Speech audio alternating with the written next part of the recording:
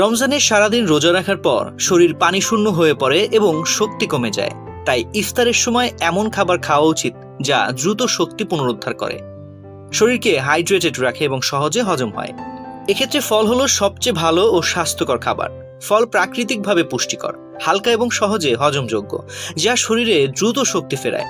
তাই ইফতারে বেশি বেশি ফল রাখা উচিত। ইফতারে ফল খাওয়ার রয়েছে অসংখ্য উপকারিতা।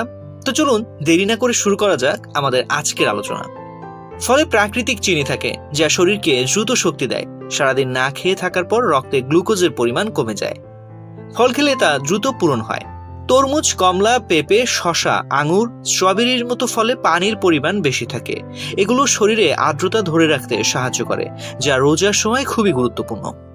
ফলে প্রচুর ফাইবার থাকে যা হজম প্রক্রিয়াকে স্বাভাবিক রাখে এবং কোষ্ঠকাঠিন্য দূর করে।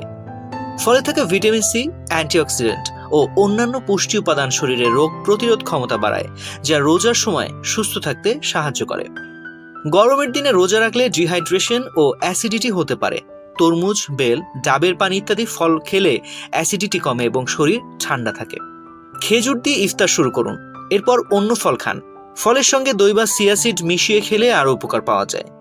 ফলের রসের পরিবর্তে আসল ফল খান, কারণ জুসে ফাইবার কম থাকে। ফল কাটার পর বেশি সময় রাখবেন না, এতে পুষ্টি নষ্ট হতে পারে। তো আজ এ পর্যন্তই।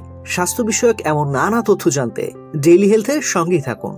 এছাড়াও স্বাস্থ্য বিষয়ক সংবাদ জানতে ভিজিট করুন www.dailyhealth.com.bd এবং ডেইলি হেলথের ফেসবুক, ইউটিউব, লিঙ্কডইন, টুইটার ও ইনস্টাগ্রাম পেজ ফলো করুন।